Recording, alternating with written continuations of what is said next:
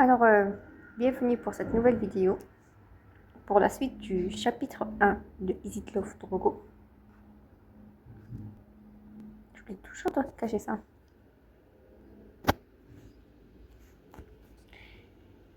Nicolas détourne le regard, comme s'il regrettait cette discussion. Comme s'il m'en disait déjà trop. Et si tu veux, tu peux commencer par me dire ce qui s'est passé avec cette lampe. Allez, je sais pas. Honnêtement, je ne sais pas. J'ignore si Drogo s'est cogné ou si je l'ai fait tomber. Nicolas plie ses yeux, perplexe. Vu son emplacement, je suis surprise. Je suis surpris. Enfin, je vais ramasser les morceaux pour que tu puisses te reposer. Merci, Nicolas. Mais ce n'est pas à toi de le faire. Je m'en occupe. Et bien entendu, tu retiendras le prix de la lampe sur mon premier salaire. Non. Je considère que si quelqu'un doit la remplacer, c'est Drogo. Par contre, tu sembles encore chamboulé. Tu devrais prendre l'air. Merci, Nicolas. Tu es si prévenant. Parfois, j'ai l'impression que tu peux lire dans mes pensées. Je suis sûre qu'elle peut faire. Disons que je suis quelqu'un de plutôt empathique. Ok, c'est un rapport avec les émotions, c'est pas pouvoir. D'accord. Les émotions des gens se ressentent facilement si on sait les écouter. Je me mords la lèvre. Les émotions perçoit-il aussi mes sentiments ambigus pour Drogo? Dans tous les cas, il a raison. Un bon bol d'air frais me fera le plus grand bien. Pourquoi on dit un bol d'air frais?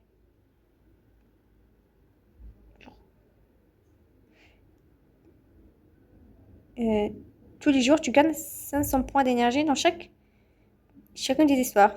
L'icône indique que tu déposes bien cette énergie quotidienne pour lire ton histoire. Retourne dans le menu pour voir combien il te reste d'énergie ou pour obtenir davantage.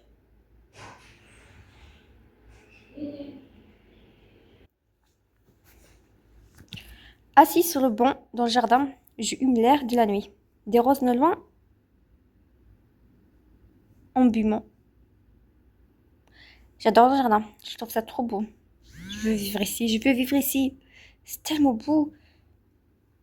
Il y a des coins sympas dans la forêt si tu as envie de méditer. Bonjour Peter. Je me retourne. Un jeune homme brun me fixe avec ses yeux d'émeraude. Son regard est doux, un peu timide. Je fais mine de me relever, mais il s'assit à mes côtés. J'imagine que tu es Hope. Oui. Et toi, tu es Peter. J'acquiesce, il lui sourit poliment. Peter, enchanté. J'entends rien. Quand je joue dans ma chambre, j'ai raté ton arrivée.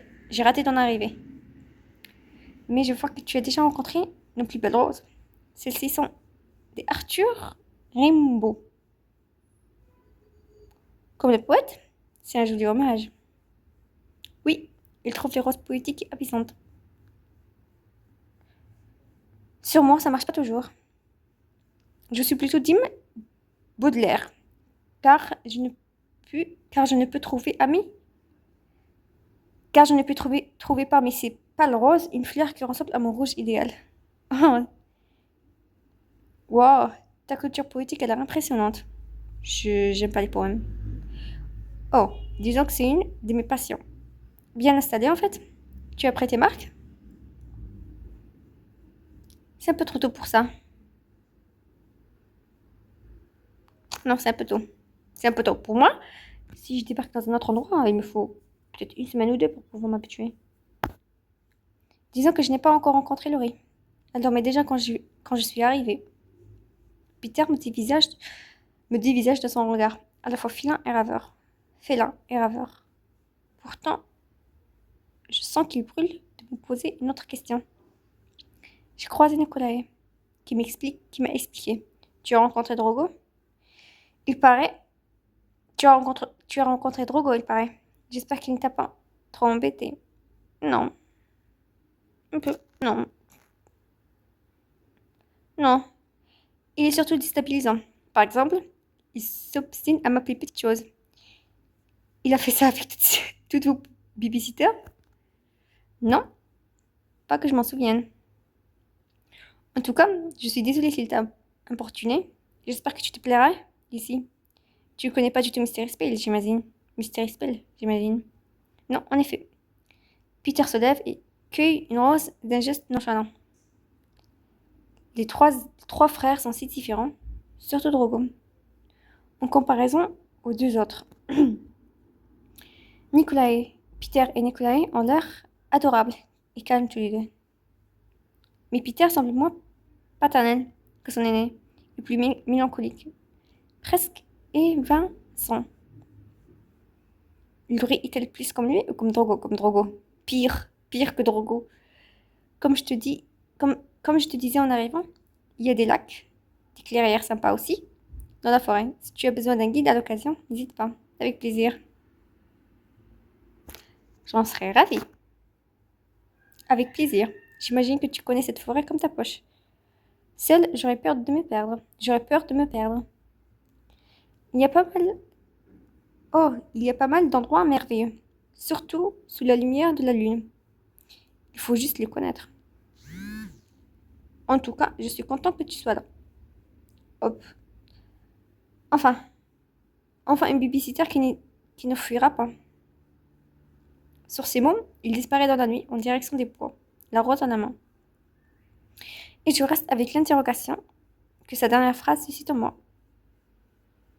Qu'est-ce qui avait pour habitude de faire fuir les autres? Pas Drogo quand même. Je suis sûre que c'est lui. Non, c'est impossible. C'est soit Drogo, soit Laurie. 50, non. 80% de chance que ce soit Laurie. C'est impossible. Et d'ailleurs, je ne devrais pas me poser ce genre de questions. Je me frotte les épaules et me dirige vers le manoir pour rentrer. Dans le hall, des voix me parviennent depuis ce qu'il doit être la salle à manger. Presque malgré moi, je tends l'oreille. Nicolas et Drogo sont en pleine dispute.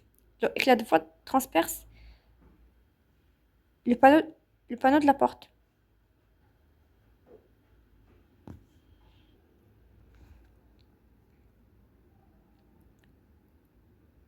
Hope est différente, je te dis. Je sais, mais ce n'est pas une excuse. Tu te tiens à carreau. Différente des autres babysitters? Mince, Drogo avoue mon don. Et maintenant, il m'affiche près de sa famille. C'est pas sympa, ça, Drogo. Je suis troublée par cette dispute qui se joue autour de moi. Alors que je ne suis pas censée l'entendre. S'il me surprend en train de les écouter, je pourrais perdre mon job. Alors que je viens à peine d'arriver. Que faire?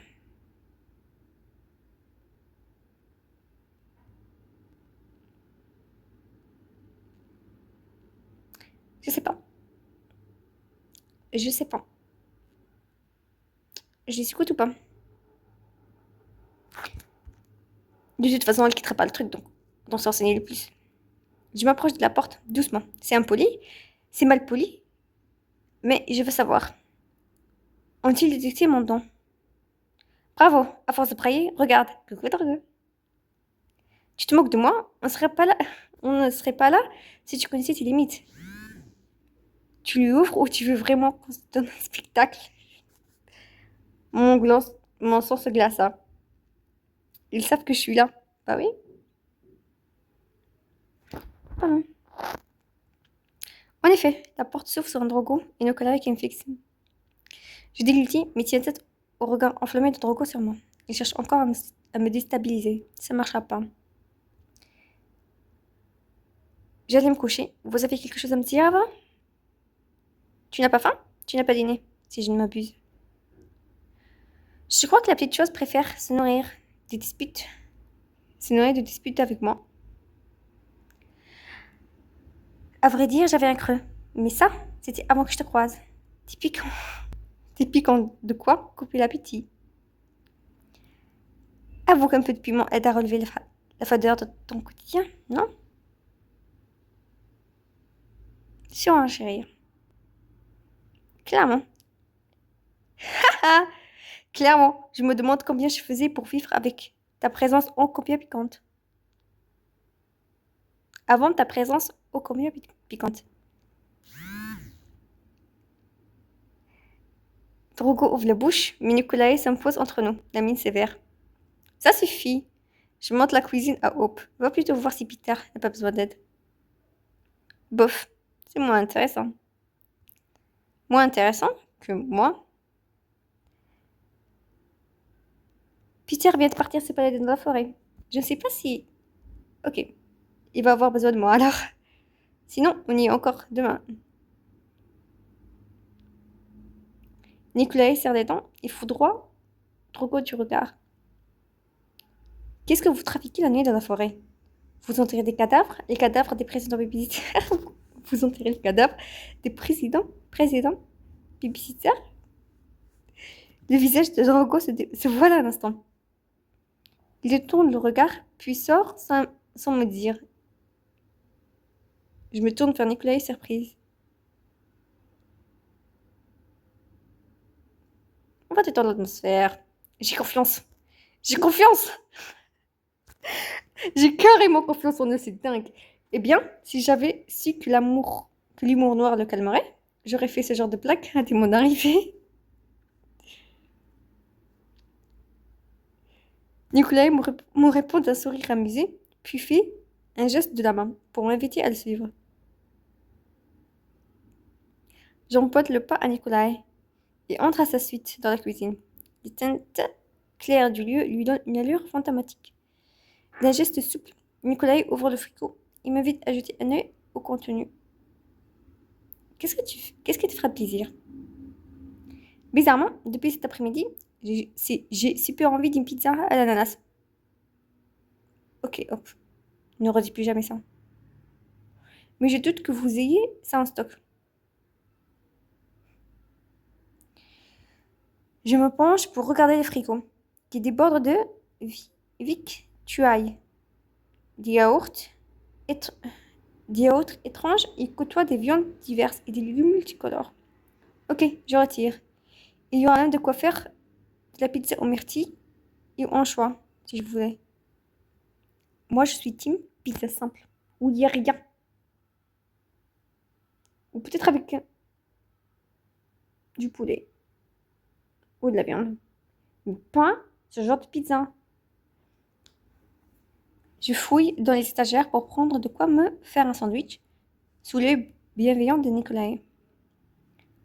On ne savait pas que tu aimais. On ne savait pas ce que tu aimais. Alors on a acheté un peu de tout.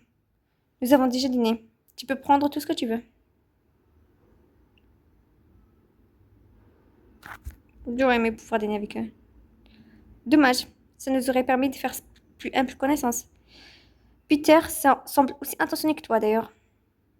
Peter est encore en or. Oui. Je suis content que tu aies pu déjà le rencontrer. Je suis content que tu aies pu déjà le rencontrer. J'acquiesce tout en préparant mon sandwich. Nicolae me sourit et s'assied en face de moi. J'ai surtout hâte de faire la connaissance de Laurie. Pardon, une seconde. J'ai surtout hâte de faire la connaissance de Laurie. Finalement, je vous aurais tous rencontrés avant elle. C'est ironique. Ce n'est pas plus mal comme introduction. Nous connaître, c'est aussi connaître Laurie. Connaître Laurie. Nous sommes tous très proches d'elle. Nicolae marque une pause. Il me dévisage et pèse ses mots. Je mords dans mon sandwich avec une pointe d'appréhension. Enfin, elle tient tout particulièrement à Drogo. J'avale une bouchée partagée entre l'envie de questionner Nicolae sur Drogo et la peur qu'il perçoit que Drogo accapare pas mal mes pensées. Laurie a été très couvée par notre père. C'est vraiment sa petite princesse. Quand ce n'est pas là, elle a besoin que nous soyons soudés autour d'elle. Je la déteste. Je vois. Laurie ressemble plus auquel d'entre vous, d'ailleurs. Vous êtes si différents. Oui, nous sommes une famille plutôt bien-rée. Je sais pas comment ça se dit ça. Laurie est encore différente. Tu te rendras compte demain. C'est une vraie peste.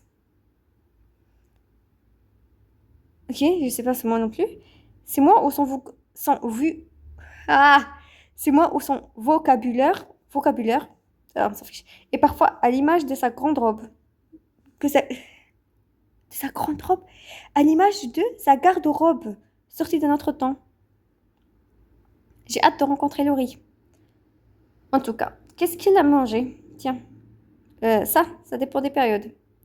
Le mieux sera de voir avec elle directement. Tu sens. Nicolas change brusquement de sujet, en me, en me questionnant sur ma vie et mes habitudes.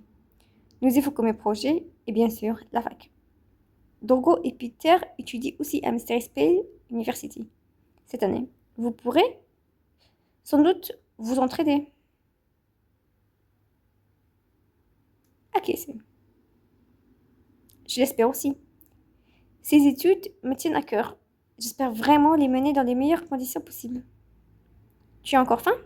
N'hésite pas à te servir, à te resservir. Oui, j'ai faim. Je crois qu'il vaut mieux que j'aille dormir. La journée a été riche en émotions. Merci pour l'encas et pour ton accueil, en général. De rien. Il se peut que je doive m'absenter demain. Mais je te ferai visiter le reste du manoir dès que possible. Nicolas hésite un instant. Je me tourne vers lui, perplexe. Il semble profondément peiné. Hop. Je sens que tu as encore beaucoup de questions en tête, mais si tu ne les poses pas, je ne pourrai pas y répondre. Tu lis dans mon esprit, avoue. C'est vrai que j'ai des questions, mais elles sont un peu indiscrètes. Indiscrètes, je suppose. Je pense. Je t'écoute. Et je te répondrai dans la mesure des possibles. Ce sera bien que tu puisses dormir l'esprit tranquille. Hum.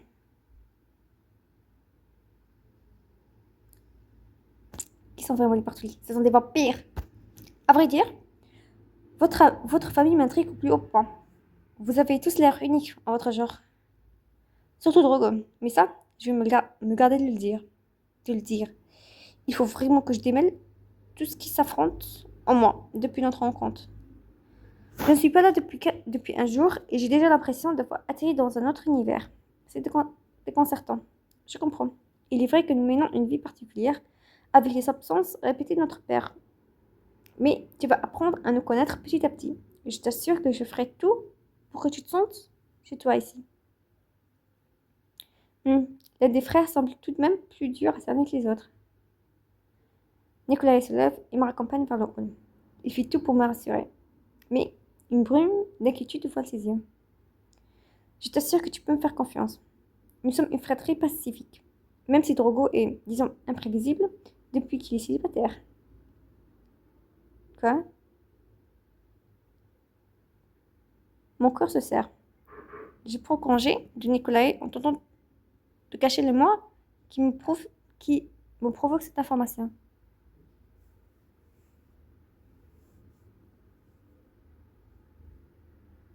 Oh. Drogo a-t-elle brisé le cœur des publicitaires avant moi?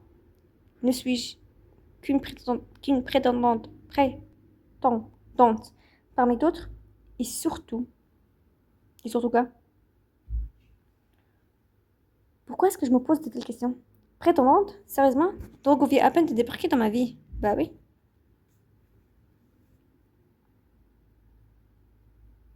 Je crois qu'on va s'arrêter là.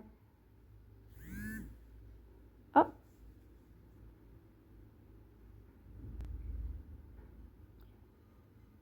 une scène bonus, ça te tente? Parfait. Les histoires extra love sont là pour ça. Très intéressées et pleines de surprises. Très intenses et pleines de surprises. Elles te feront découvrir de nouvelles facettes de tes personnages préférés. Tu dois les acheter pour y jouer. Mais rassure-toi, leur lecture ne consomme pas d'énergie. Non, on va passer. On va s'arrêter là. On va s'arrêter là. Oui,